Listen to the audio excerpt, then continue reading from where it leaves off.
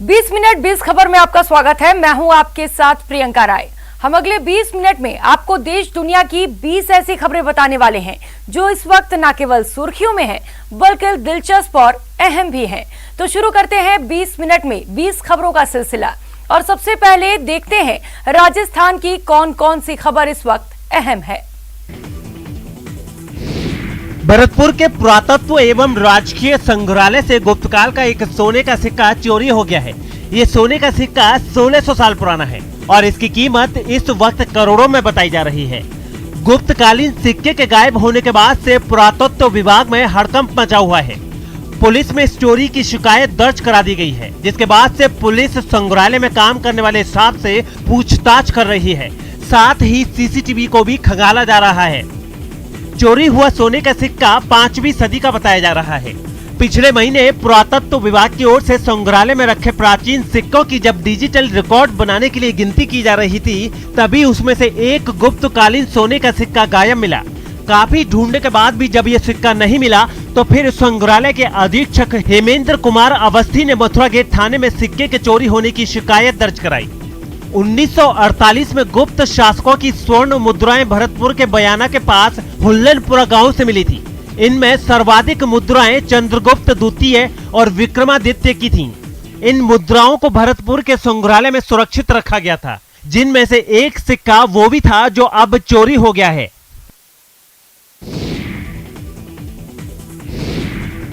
दौसा में पेंशन के नाम पर फर्जीवाड़े का खेल जारी है।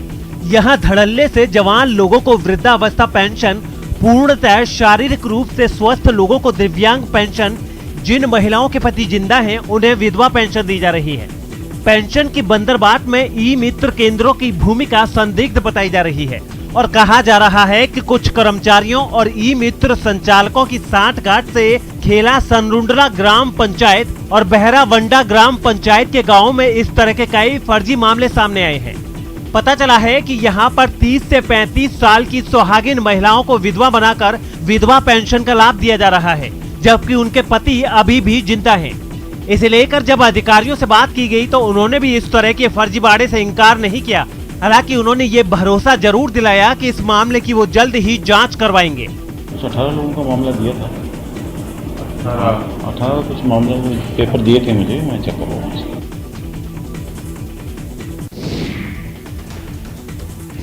ये है डूंगरपुर जिले की ग्राम पंचायत अंबाड़ा की वो सड़क जिसे बनाने में भ्रष्टाचार के आरोप लग रहे हैं।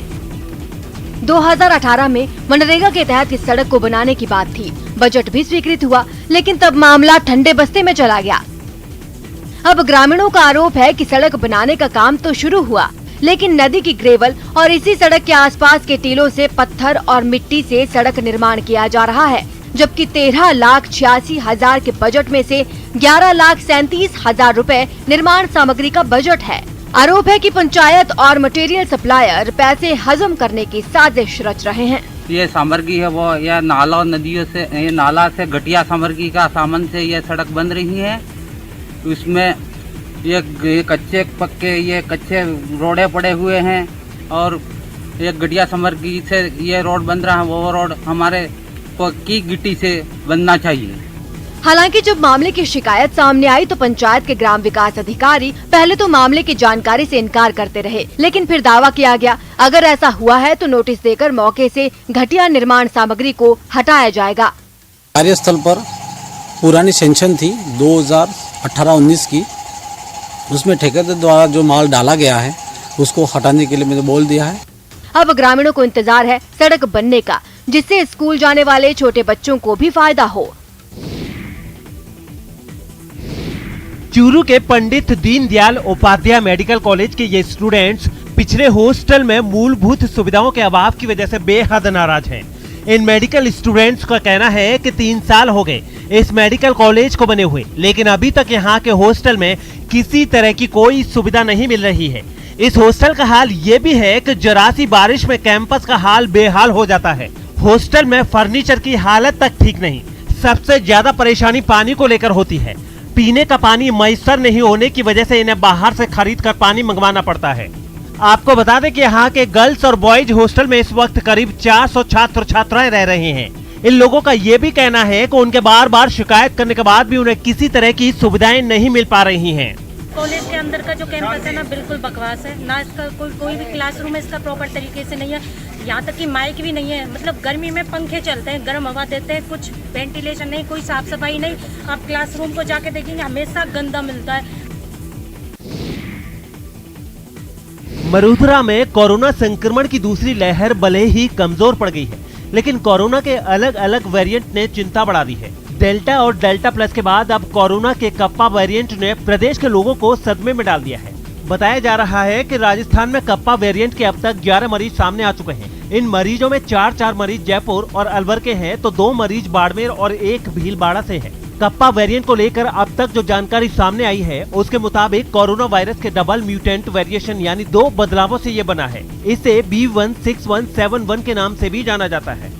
वायरस के इन 2 म्यूटेशंस को E484Q और L453R के वैज्ञानिकों के नाम से भी जाना जाता है। हालांकि कप्पा वेरिएंट कोरोना वायरस का कोई नया वेरिएंट नहीं है। विश्व स्वास्थ्य संगठन के मुताबिक कप्पा वेरिएंट भारत में ही पहली बार अक्टूबर 2020 में पहचाना गया था। खास बात यह है कि कप्पा वेरिएंट को WHO ने वेरिएंट ऑफ कंसर्न की जगह वेरिएंट ऑफ इंटरेस्ट घोषित किया है। कोरोना के कप्पा वेरिएंट को लेकर प्रदेश के स्वास्थ्य मंत्री डॉक्टर रघु शर्मा ने भी कहा है कि कप्पा वेरिएंट डेल्टा वेरिएंट की तुलना में कम जानलेवा है। उन्होंने लोगों से कोविड एप्रोप्रिएट बिहेवियर का पालन करने की भी अपील की है। आपको बता दें कि राजस्थान में 13 जुलाई तक कोरोना के 9.53 लाख से ज्यादा केस आ चुके हैं, जिनमें 9.43 लाख से ज्यादा ठीक भी हो चुके हैं। हालांकि 8,945 लोगों की मौत भी हो चुकी है।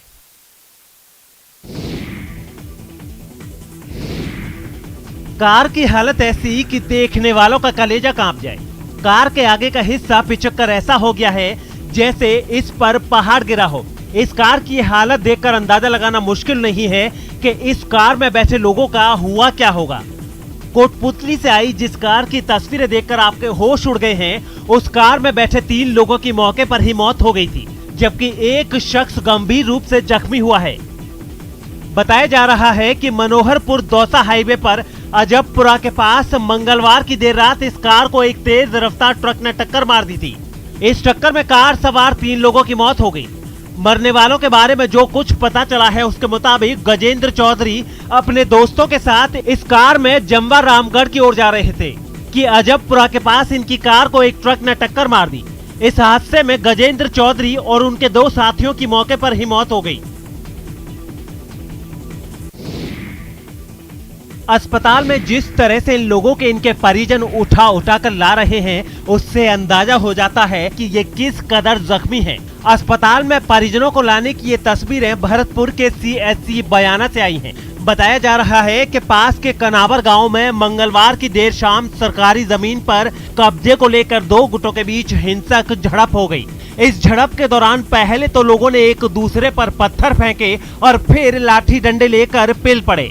इस जंग में 7 लोग जख्मी हुए हैं, जिन्हें इलाज के लिए CHC बयाना में भर्ती कराया गया था। खास बात यह है कि इन 7 लोगों में 4 लोग गंभीर रूप से जख्मी हैं और इन्हें बेहतर इलाज के लिए जिला अस्पताल रेफर कर दिया गया है।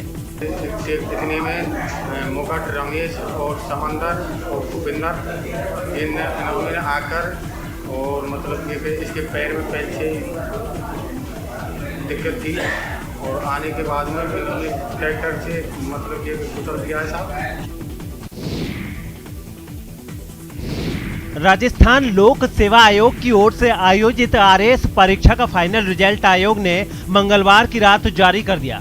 इस परीक्षा में झुंझुनू की मुक्ता राव ने टॉप किया है, जबकि दूसरे नंबर पर टोंक के मनमोहन शर्मा और तीसरे नंबर पर जयपुर की शिवाक्षी खांडल रहे हैं। झुंझुनू के निखिल कुमार ने चौथा, जयपुर से वर्षा शर्मा ने 5वां, जयपुर से यशवंत मीणा 6ठे नंबर पर रहे, जबकि अलवर से रवि कुमार गोयल 7वें, जालोर से बीनू देवल 8वें, टोंक से विकास प्रजापत 9वें और नागौर से सिद्धार्थ सांधु की 10वीं रैंक रही है। पहला चरण था और बहुत लंबे टाइम के बाद में इसका रिजल्ट आया। लगभग 1 साल बाद में इसका इंटरव्यू हुआ और इंटरव्यू में बार बार कोरोना की समस्याएं आई थी, लेकिन कम्प्लीटली फाइनल रिजल्ट आ गया और मैंने इसमें 357वीं रैंक हासिल की। आपको बता दें कि 1051 पदों के लिए इस भर्ती प्रक्रिया में नॉन TSP क्षेत्र के 1014 और TSP क्षेत्र के 37 पद शामिल हैं। राजस्थान लोक सेवा आयोग की ओर से आयोजित की गई RAS 2018 परीक्षा 39 महीनों से अधिक समय बीतने के बाद पूरी हो सकी है। तत्कालीन सीएम वसुंधरा राजे के शासनकाल में यह भर्ती प्रक्रिया शुरू हुई थी और अब सीएम अशोक गहलोत के कार्यकाल में मंगलवार को ही पूरी हुई है। अचार बना रही ये महिलाएं बूंदी के हिंडोली कस्बे की रहने वाली हैं। कुछ महीने पहले तक ये महिलाएं बेरोजगार थी, लेकिन अब ये घर बैठे हर महीने 25 से 50 हजार रुपए तक कमा रही हैं। दरअसल इन महिलाओं की किस्मत भारत सरकार की आर्य योजना की वजह से बदली है। इस योजना के तहत बेरोजगार महिला पुरुषों को कृषि उत्पादों से जुड़े कामकाज की ट्रेनिंग दी जाती है। आर्य योजना के तहत ही हिंडोली कस्बे की 10 महिलाओं ने अचार और मुरब्बा बनाने के लिए 21 दिनों की ट्रेनिंग ली और फिर एक समूह बनाकर अचार और मुरब्बा बनाने का काम शुरू कर दिया। आज ये महिलाएं हर महीने 100 किलो से ऊपर अचार बनाकर बेच रही हैं और आर्थिक रूप से मजबूत हो रही हैं। मेरे पास 8 तरह की वेराइटीज अचार में सबसे ज़्यादा मेरे पास सहजन के अचार की डिमांड है। इसके अलावा लहसुआ है, केरी लहसुआ है, लाल मिर्ची, हरी मिर्ची, नींबू मिर्ची। आर्य परिवार की तरफ से बहुत लाभ मिल रहा है हमको। दीदी के जो दीदी हैं हमें काम के लिए बुलाया है उन्होंने, तो उससे हम अच्छा सा काम कर रहे हैं। हम 8-10 जनों का ग्रुप है हमारे, तो उस ग्रुप में हम सभी महिलाएं काम करते हैं। और अब देख लेते हैं कुछ अन्य राज्यों की खबरें। गुजरात की धार्मिक नगरी द्वारका में भगवान कृष्ण के मंदिर पर आकाशीय बिजली गिरी है। द्वारकाधीश मंदिर में भारी बारिश के बीच मंगलवार को अचानक गिरी आकाशीय बिजली की वजह से वहां मौजूद लोग डर गए। हालांकि इस हादसे में किसी भी तरह का किसी को नुकसान नहीं हुआ है। मंदिर को भी कोई नुकसान नहीं पहुंचा है। बस मंदिर का ध्वज दंड थोड़ा क्षतिग्रस्त हुआ है और बिजली गिरने से मंदिर का झंडा भी फट गया है। आपको बता दें कि मंगलवार की दोपहर द्वारका में भीषण बारिश हो रही थी और इसी बारिश के बीच करीब 2 बजे द्वारकाधीश मंदिर पर आकाशीय बिजली गिरी। प्रत्यक्षदर्शियों का कहना है कि ये द्वारकाधीश की ही कृपा है कि आकाशीय बिजली गिरने से भी मंदिर को कोई नुकसान नहीं पहुंचा। द्वारकाधीश मंदिर पर बिजली गिरने का वीडियो तेजी से वायरल हो रहा है और इसे लेकर गृह मंत्री अमित शाह ने भी मंदिर प्रशासन से बात की है। उत्तराखंड में भारी बारिश के साथ पहाड़ खिसक। उत्तर प्रदेश के सहारनपुर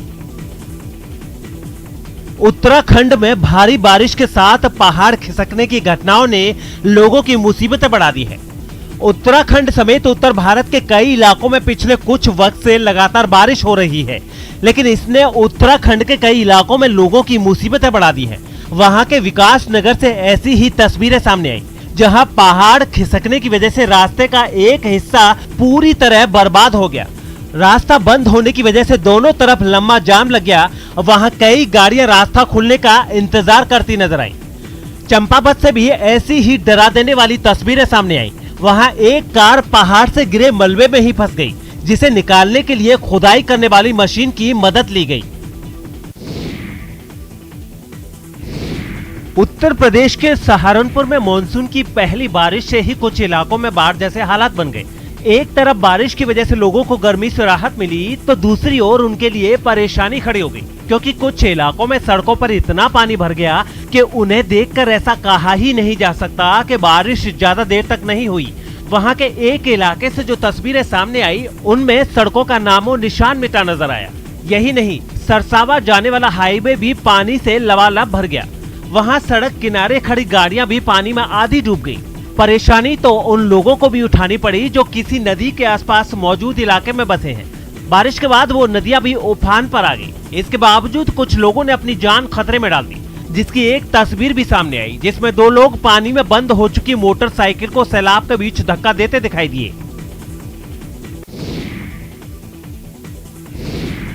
बिहार के मुजफ्फरपुर में कई निचले इलाके ऐसे हैं जो बाढ़ का पानी भरने से डूबने की कगार पर पहुंच गए हैं और वहां के लोगों के पास अब आने जाने के लिए एक ही सहारा है, वो है नाव। इन नावों की मदद से ही वो एक जगह से दूसरी जगह जा पा रहे हैं, क्योंकि उन इलाकों में पानी इतना ज्यादा बढ़ चुका है कि सड़कों और उन पर चलने वाली गाड़ियों के बारे में सोचना ही बेईमानी होगा। वहां के एक इलाके से जो तस्वीरें सामने आई, उनमें लोगों के आशियाने पानी में डूबे नजर आए। उन्हें देखकर ऐसा लगा मानो वो किसी तालाब के बीचों बीच बने हो। केवल मकान ही नहीं, वहाँ खड़ी गाड़ियाँ भी पानी में समा गईं। चाहे वो कार हो, बस हो या फिर सामान ढोने वाली गाड़ी या कोई ट्रक, सब पानी से घिरे दिखे। जहाँ कभी गाड़ियाँ चलती थी, लोग पैदल टहलते हुए कहीं भी चले जाते थे, वहाँ के लोगों के लिए अब नाव से आना जाना मजबूरी बन गया है। आने में सबसे ज्यादा परेशानी है। 50 रुपया, 100 रुपया नाव वाला लेता है। इन लोगों की परेशानी इसलिए भी बढ़ गई है क्योंकि नाव से सफर के लिए उन्हें काफी देर तक इंतजार करना पड़ता है। मध्य प्रदेश के उज्जैन से एक हैरान करने वाली तस्वीर सामने आई, जहां बारिश न होने से परेशान लोगों ने गांव के ही एक आदमी को गधे पर बैठा दिया।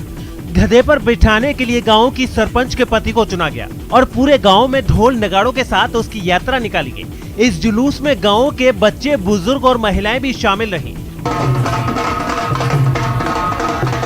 गांव में घुमाने के बाद सरपंच के पति को गधे पर बिठाकर शमशान ले जाया गया और वहां की परिक्रमा करवाई गई। गांव वालों ने ये सब बारिश के लिए किया। ये सारा तामझाम दिन के वक्त किया गया और शाम को वहां बारिश हो गई। बारिश को देख लोगों के चेहरे खिल गए और उन्होंने इसे गधे की सवारी वाले टोटके का परिणाम माना। गधे से बिठा के शमशान तक लेकर जब जाके पानी गिरा, बहुत लपक के पानी गिर रहा है आज यहाँ पे। बताया गया है कि इस इलाके में पिछले कई दिनों से बारिश न होने की वजह से सोयाबीन की खेती करने वाले किसान बेहद परेशान थे। हिमाचल के बिलासपुर से एक चौंकाने वाला वीडियो सामने आया, जहां सड़क पर दो कारों की आमने सामने की टक्कर हो गई। ये हादसा उस सड़क पर रॉन्ग साइड से आ रही एक गाड़ी की वजह से हुआ, जिसे बचाने के चक्कर में सामने से आ रही कार का संतुलन बिगड़ गया और सड़क पर फिसलते हुए वो सफेद कार से जा बढ़ी। दोनों कारों की ये टक्कर इतनी जोरदार थी कि भिड़ने के बाद वो कार उछलते हुए 180 डिग्री पर घूम गई। इससे पहले उस सड़क पर सभी गाड़ियां सामान्य रफ्तार में गुजर रही थी। फिर एक कार रॉन्ग साइड से निकली और धीमी रफ्तार में अपनी लेन की तरफ बढ़ी। इसी बीच सामने से तेज रफ्तार में आ रही कार उसे बचाने के चक्कर में बेकाबू हो गई और दूसरी कार से भिड़ गई। हादसे को देख तुरंत कई लोग वहां पहुंच गए। बताया गया है कि इस हादसे में सफेद कार में सवार दो लोग बुरी तरह से घायल हो गए, जिन्हें लोगों ने तुरंत अस्पताल में भर्ती कराया।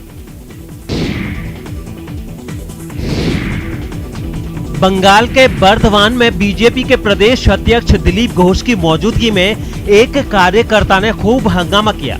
बवाल करने वाले कार्यकर्ता ने आरोप लगाया कि उसे पार्टी के दफ्तर में घुसने से रोका गया और वो दिलीप घोष के सामने ही पार्टी दफ्तर में मौजूद दूसरे कार्यकर्ताओं से भिड़ गया।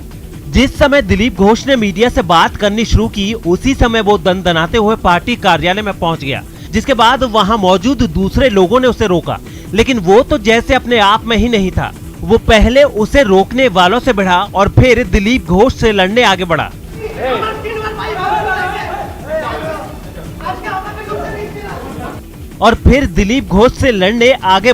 जिसके बाद दिलीप घोष भी गुस्से में आ गए और उन्होंने उसे बाहर निकलवा दिया। लेकिन बाहर निकलने के बाद भी वो कार्यकर्ता चिल्लाता रहा। वो दूसरी पार्टी से बीजेपी में आने वाले लोगों पर जमकर बरसा। दल के हारिয়েছে হ্যাঁ নিজের বুতে বসে না তারা আজকে দল চালাবে। इस पूरे बवाल के बीच पार्टी कार्यालय के अंदर हो रहा कार्यक्रम चलता रहा, जिसमें दिलीप घोष ने संगठन से जुड़ी बातें कहीं।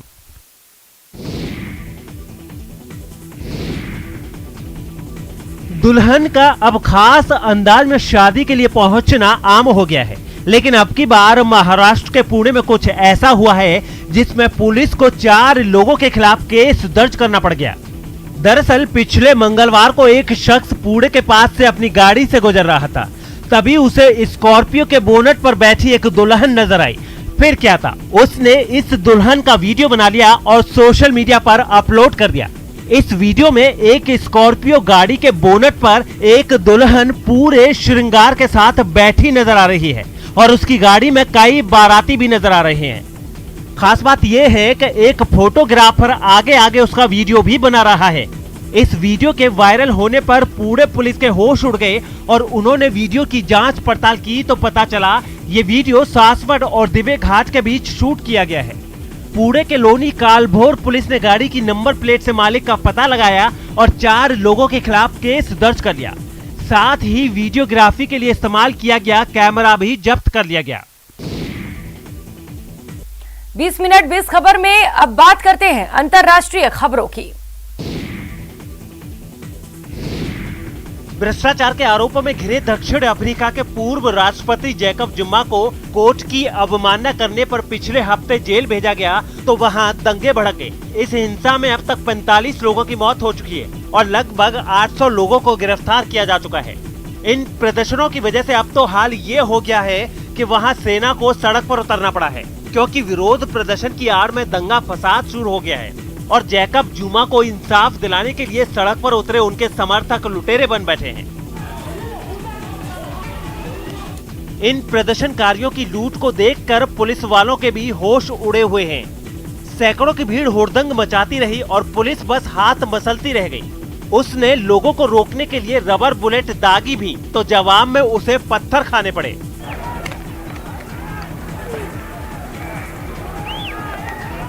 सिर्फ दुकानों में ही नहीं, बड़े बड़े मॉल तक लूट लिए गए। उसमें भी प्रदर्शनकारियों ने छोटी मोटी चीजों पर हाथ साफ नहीं किया, बल्कि वॉशिंग मशीन से लेकर सोफा सेट तक उठाकर चलते बने। एक आदमी तो फ्रिज अपने सिर पर उठाकर जाता दिखाई दिया। हाथ में थैले भर भर कर भी लोग इतनी फुर्ती से भागे कि अच्छे से अच्छे रनर भी पानी भरने लगे। जोहानिसबर्ग शहर में भी उथल पुथल मची नजर आई। वो तो जब पुलिस ने तेज धुआं और रोशनी करने वाली बंदूकें चलाई तब जाकर लोग भागे। लूट के बाद जो तस्वीरें सामने आई उन्हें देखकर तो एक बार को पेशेवर लुटेरे भी शर्म के मारे चुल्लू भर पानी में डूब मरे। दुकानों की हालत देखकर ऐसा लगा जैसे कोई तूफान वहां तबाही मचाकर निकल गया हो। यूरोप के देश जॉर्जिया में एक पत्रकार की मौत ने वहां के प्रधानमंत्री तक की कुर्सी हिलाकर रख दी है। पत्रकार की मौत पर वहां लोग इतने भड़क गए कि उन्होंने अपनी संसद पर ही धावा बोल दिया। असल में पिछले हफ्ते जॉर्जिया में समलैंगिकों के एक प्रदर्शन में विरोधी गुट के लोगों ने खूब हिंसा की थी। यहाँ तक कि मीडिया के कई लोगों को भी पीट दिया गया था। इस झड़प में एक पत्रकार की भी मौत हो गई थी। उसी पत्रकार की हत्या को लेकर इंसाफ मांगने के लिए हजारों लोगों ने संसद के बाहर डेरा डाल दिया। प्रदर्शनकारियों ने पत्रकारों के साथ हुई हिंसा के लिए अपने प्रधानमंत्री को जिम्मेदार ठहराया और उनका इस्तीफा मांग लिया। लेकिन कुछ ही देर बाद इस हंगामे की आंच संसद के अंदर तक जा पहुंची। मरने वाले पत्रकार के न्यूज चैनल के मालिक ने सांसदों से मिलने की कोशिश की तो उनकी संसद में मौजूद सुरक्षा कर्मियों से तीखी बहस भी हो गई और धक्का मुक्की भी, लेकिन फिर भी उन्हें खदेड़ दिया गया। मीडिया को संसद में घुसने की इजाजत नहीं मिली तो विपक्ष के एक सांसद ने सरकार के खिलाफ मोर्चा खोल दिया, लेकिन उन्हें भी सदन के अंदर दाखिल होने के लिए नाको चने चबाने पड़े।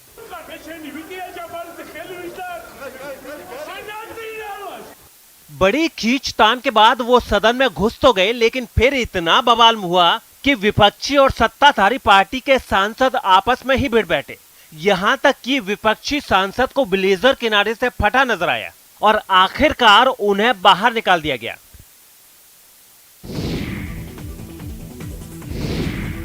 अमेरिका के कैलिफोर्निया के जंगलों में लगी आग वहां के रिहायशी इलाकों के करीब तक पहुंच गई है। 5 दिन पहले लगी इस आग को बुझाने के लिए वहां दमकल की कई टीमें भी उतारी गई, लेकिन 5 दिन बाद भी आग को नहीं बुझाया जा सका। वहां से सामने आई तस्वीरों में रात के वक्त कैलिफोर्निया के जंगल आग की लपटों में घिरे नजर आए। फायर ब्रिगेड की कई टीमें भी आग बुझाने के काम में जुटी रही, लेकिन तेज हवाओं ने उनकी मुश्किलों को और बढ़ा दिया।